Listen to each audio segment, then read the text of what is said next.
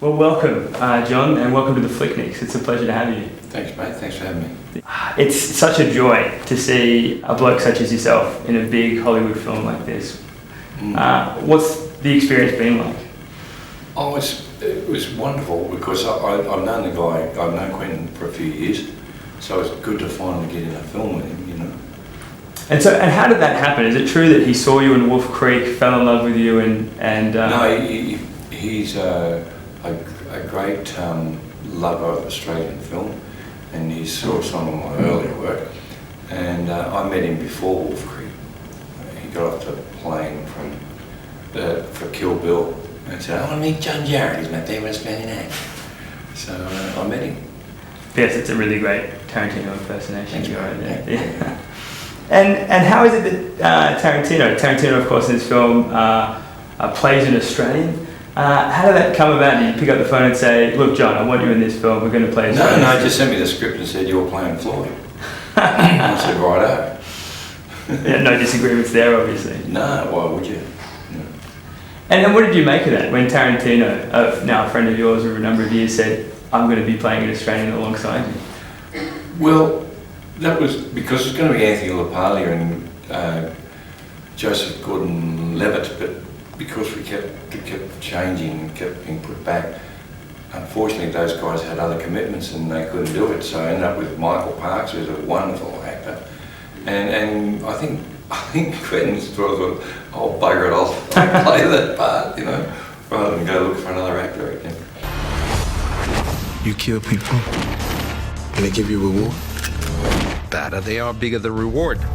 I hear you've got other projects, of course, coming up. A sequel to Wolf Creek. Yeah. Yeah. I've flown over from Wolf Creek to do right this. from the set of Wolf Creek. Literally. And I'm flying back tomorrow, and I'm working again Wednesday morning. Well, there is indeed no rest for the wicked. Because of that. It's ridiculous. Well, absolutely. So that's what's going on with and the ridiculous dye in the hair. And when's that due out? Well, it'll be completed and delivered about probably August, September. So any time after that, late this year, early next year.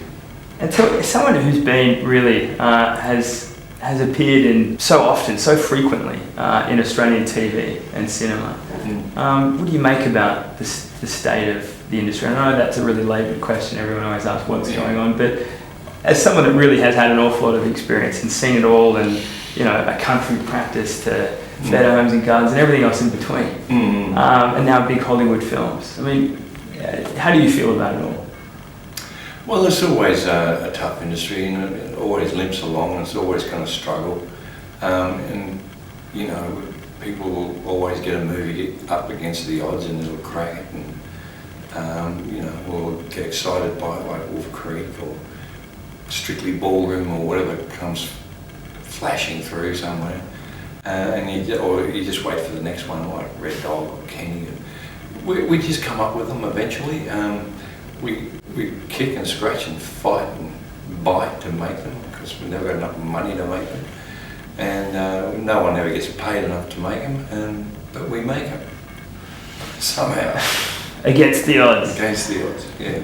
And what does Quentin have to say about Australian cinema? Because I know there's times where he comes to Oz and he'll play an Australian film for an Australian audience. He loves Aussie films, and he always has done, and he knows more about Australian movies than anyone else I've ever met. I mean, if I need to, he actually asked me a question about an Aussie film. I said, "Mate, if I need to ask a question about Aussie films, I ask you, you don't ask me."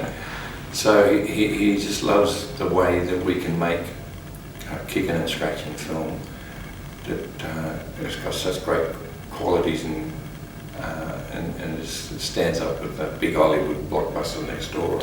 But made with about the price of a big celebrity's trailer. Yeah, and all. Yeah, we don't like that in Australia. But he just essentially thinks that we make very interesting, gutsy films, and little wonder that Aussie actors are taking over the world. And why do you think we're good at what we do? Why do you think that is? I mean, the question's regularly asked. Why is it that this country of only 23 million people regularly takes on a superpower at their own game? I think we've got a lot of front, and I think that we're all larrikins and we're brassy and gutsy and we don't give a rat's ass what people think. We just go ahead and do it and be it. And there's tremendous warmth and strength to the Australian character, which lends itself to filmmaking, I think. Is it a work ethic thing as well? And yeah, and we just do it, and you don't muck around. But there's a larrikin. I mean, even though Mel's basically American Australian, you know, brought up here and that, but he's basically American.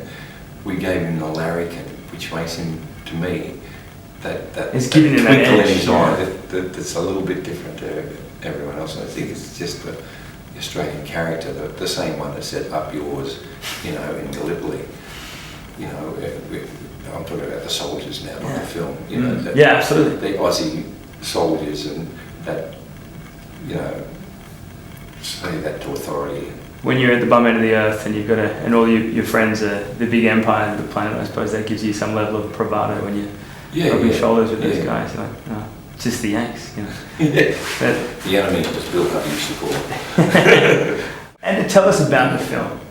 You know, what did you enjoy about being on the set, and who's going to enjoy it?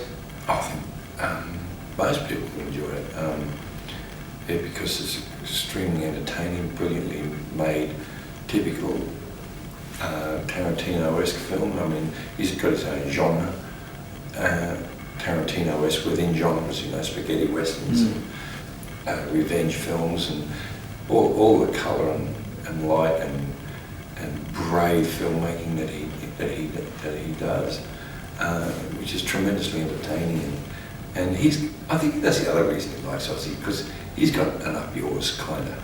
He really does, yeah. You know, to the establishment. Yeah, he's very un-PC, and that's why he never gets nominated. He's the best director in the world, as far as I'm concerned.